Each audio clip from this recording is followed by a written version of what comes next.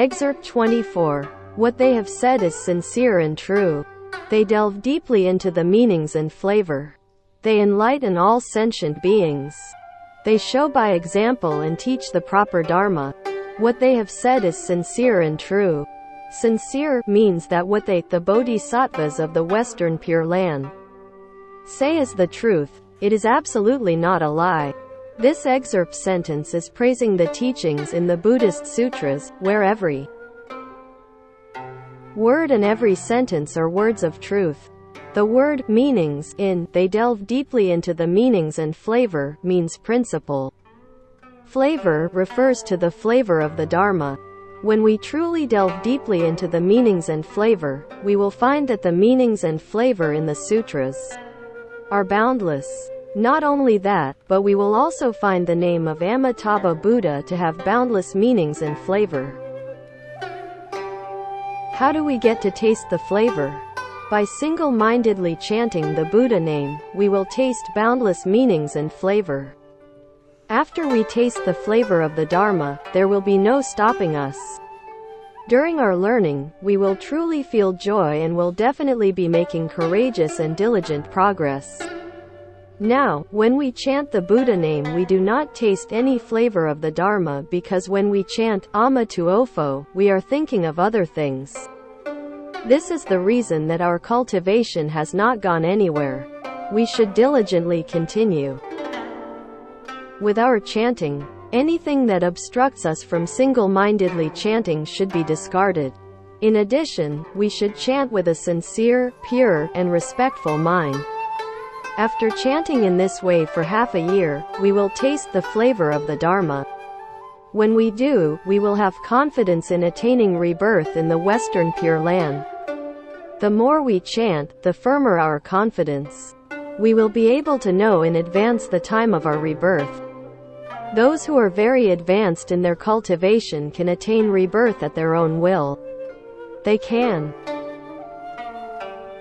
go anytime they want. If they want to go now, they can. If they want to go at a later time, they can. They have truly attained freedom in life and death. Frankly, every one of us can achieve this. The question is whether we are willing to concentrate on chanting. Juming Miaoxing Bodhisattva clearly said in pointing clearly to the West that our chanting should not be intermingled with anything. Intermingling is not concentrating. They enlighten all sentient beings. They show by example and teach the proper Dharma. Enlighten means to help. They help their students. They show by example and lecture on the true Dharma. How does one show by example? By practicing according to the teachings. If we teach people to act one way but we ourselves act another way and do not practice what we teach, then those who listen to us may not believe our words. For example, if I tell you to mindfully chant the Buddha name and I do not do so myself, would you believe my words? You would not. One must practice what one teaches. This is show by example. One is not putting on a show. One understands the teachings and principles in the sutras and actually practices them fully. One does what the Buddha teaches one to do and does not do what the Buddha teaches not to do. All the methods that the Buddhas and Bodhisattvas use to teach the beings are expedient teachings, which serve as guides to the ultimate teachings. They are not the latter. The ultimate teaching is the teaching of mindfully chanting the Buddha name and seeking rebirth in the Western Pure Land. The Avatamsaka Sutra, in its conclusion, teaches practitioners to mindfully chant the Buddha name and seek rebirth in the Western Pure Land. But most ordinary beings do not believe or accept this Buddha name chanting method. It is a method that is hard to believe. To make people believe and accept this method, this is the difficulty. Buddhas and Bodhisattvas are compassionate. They earnestly and patiently urge us, and skillfully use various means to lead us to achieve the state of attainment. When we achieve this state, we will truly feel grateful to the Buddhas and Bodhisattvas for their kindness. Only by practicing the Buddha name chanting method can we succeed in one lifetime. If we do not practice this method, we will only plant a few good roots in this lifetime and will continue to transmigrate within the 6 paths. Excerpt 25. They travel to all the Buddha lands. There is none that they like or dislike, and there is no thought of wanting or of not wanting. Neither do they have thoughts of others, or of I, nor thoughts of dissatisfaction and enmity. The bodhisattvas of the Western Pure Land go often to the Buddha lands in the 10 directions to teach and help all beings. Some Buddha lands are magnificently adorned with 7 jewels, but others are very polluted or unpleasant. When there is affinity, the bodhisattvas will go there, whether a situation is favorable or not. Moreover, they do not like or dislike any situation. In other words, they travel around all the Buddha lands without feeling attachment or aversion.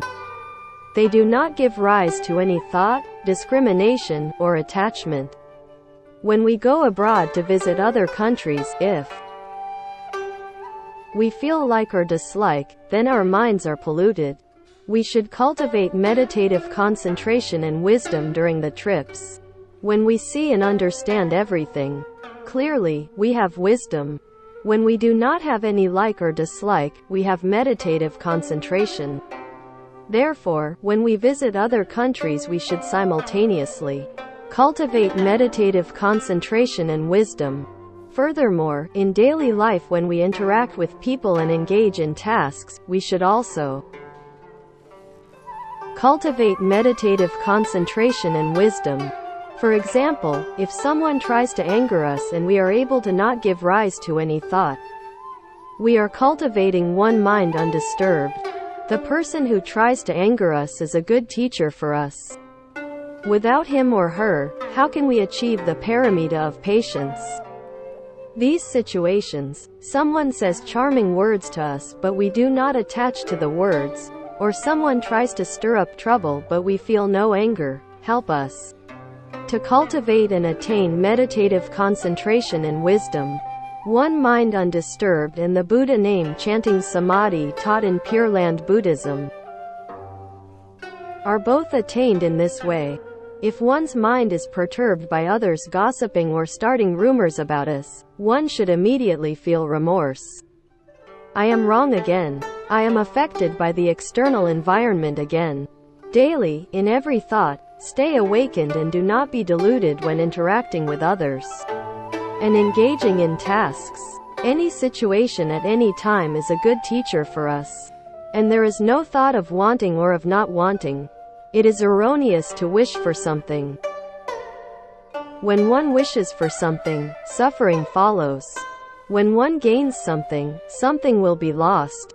Both are painful. It is also erroneous to have thoughts of not wishing for something, because one would reject all opportunities. Thoughts of wishing for something is seeking affinities. Thoughts of not wishing for something is also seeking affinities. Therefore, bodhisattvas practice the middle way when they teach beings.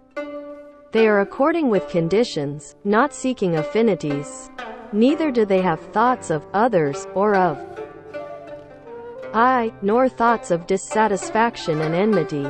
The thoughts of others, and I, are in the 4 marks taught in the Diamond Sutra: the mark of self, the mark of others, the mark of being, and the mark of lifespan.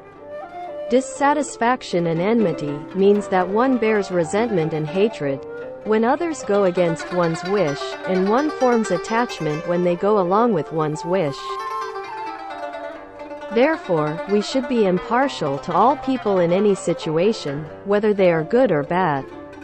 An impartial mind will lead to a pure mind. Attachment as well as dissatisfaction and enmity are wandering thoughts.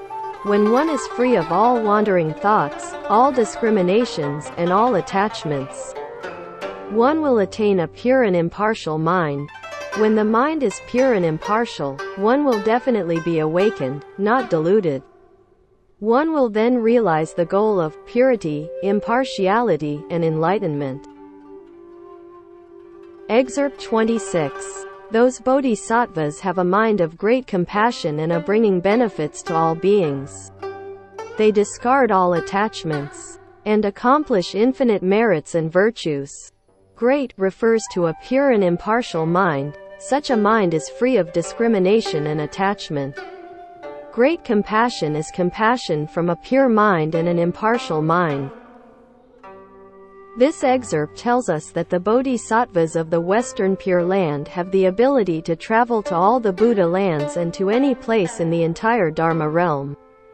The sutras teach that the past has no beginning and the future has no end. From this, we know that space, in Buddhism it is called Dharma realm, is immensely vast. This is the area the bodhisattvas cover in their travels, the vastness of the Dharma realm.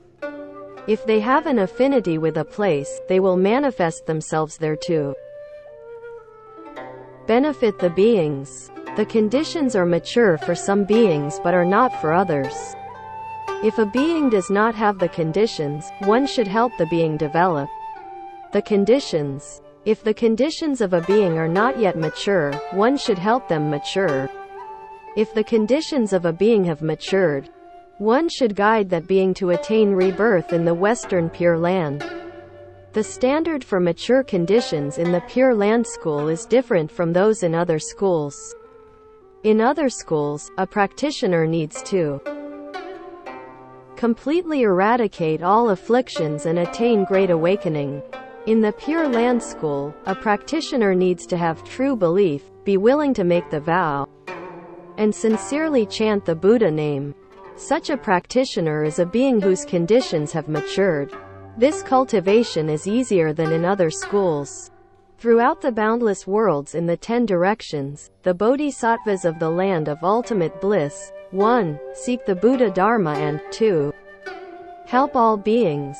When they seek the Buddha Dharma, they are not attached to the act of seeking.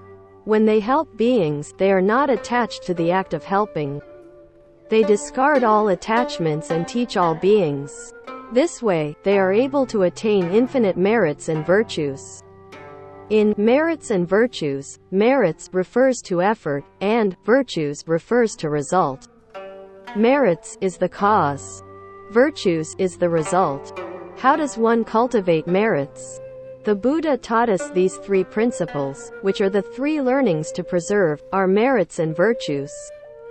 Precepts, meditative concentration, and wisdom. One practices according to the precepts, meditative concentration, and wisdom.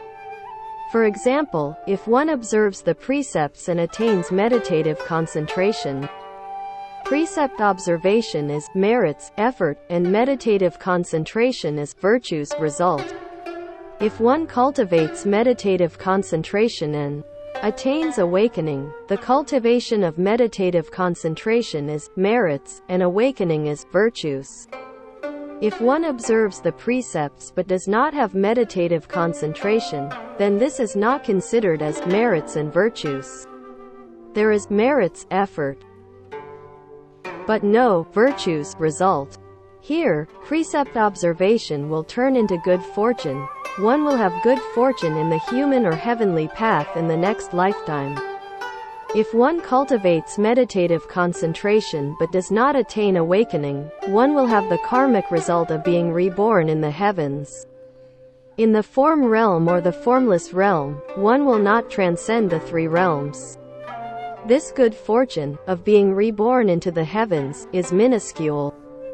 If one attains enlightenment and uncovers one's true nature, one will transcend the 3 realms. Infinite merits and virtues signifies the attainment of Buddhahood. Only when one is a Buddha will one be replete with infinite merits and virtues.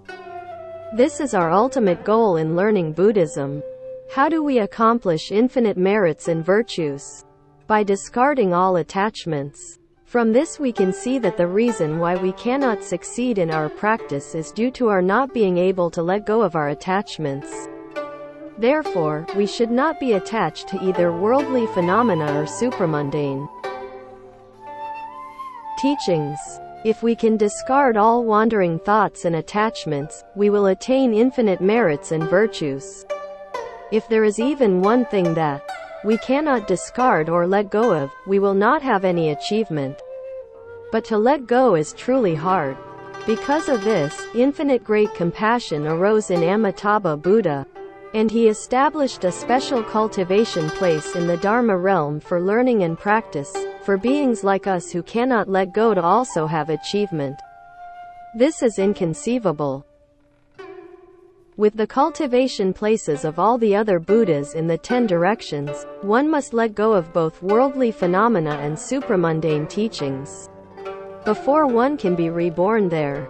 But only in the land of Amitabha Buddha, while letting go is ideal, not letting go is also alright.